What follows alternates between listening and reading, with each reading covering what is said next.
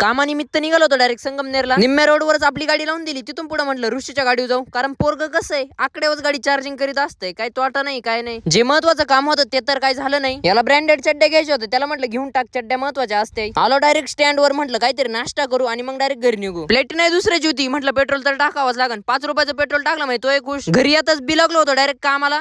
येऊ द्या चढलं. अहो आपल्याला देखत नाही जायचं, टाकवा खाली टाकवा. खताचे ट्रॅक्टर बोलावले होते, पण ट्रॅक्टरचा माझ्यासारखा जीव चाललाय. ट्रॅक्टर तर कसा मासा चढवला, पण त्यांनी मामूर खड्डे केले. ते खड्डे पहिले बुजून टाकले. अरे हे चढा ना बा, इथं माझ्या शेतात खत पोचत का नाही कुणास ठाऊक.